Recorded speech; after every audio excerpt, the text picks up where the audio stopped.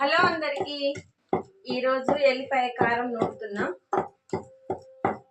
ఎల్లిగడ్డ ఉల్లిగడ్డ వేసి జీలకర్ర ఉప్పు వేసి నూరుతున్నా. ఇప్పుడు పోపు పెట్టుకోవాలి. బాగుంటది, వేడి వేడి అన్నంలో చాలా బాగుంటది. బాయ్.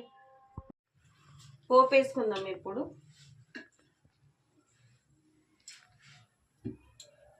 తగినంత నూనె వేసుకోవాలి.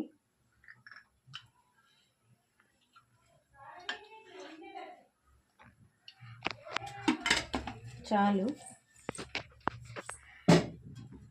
3 పావుల దాకా నూనె వేసుకున్నా.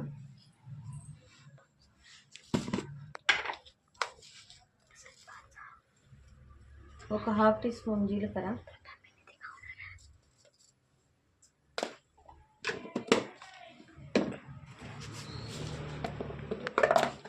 కొంచెం ఆవాలు, ఒక 1/2 టీ స్పూన్ ఆవాలు,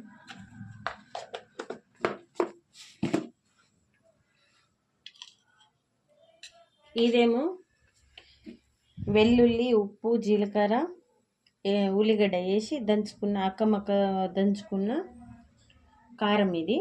ఇది ఓన్లీ ఎల్లిగడ్డ పొట్టు తీయకుండా అక్కముక్క దంచుకున్న ఎల్లిగడ్డ. ఇట్లా వేసుకున్నాక కొంచెం కరివేపాకు,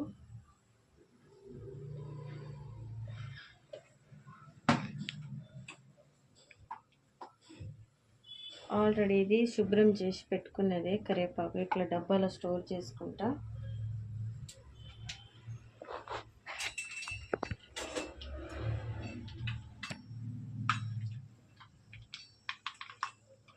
పోపు కొంచెం వేగింది.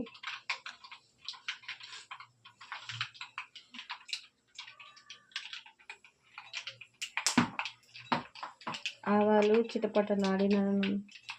లాడినాక దీంట్లో కొత్తిమీర వేయకూడదు, ఎందుకంటే ఇది 1 వీక్ వరకు కూడా బయట నిల్వ ఉంటుంది పచ్చడి. చూస్తున్నారా ఎంత కలర్ఫుల్గా ఉందో.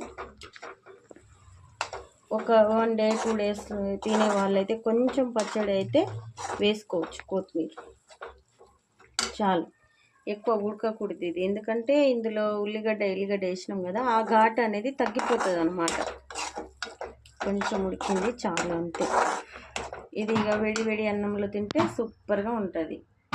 బాయ్.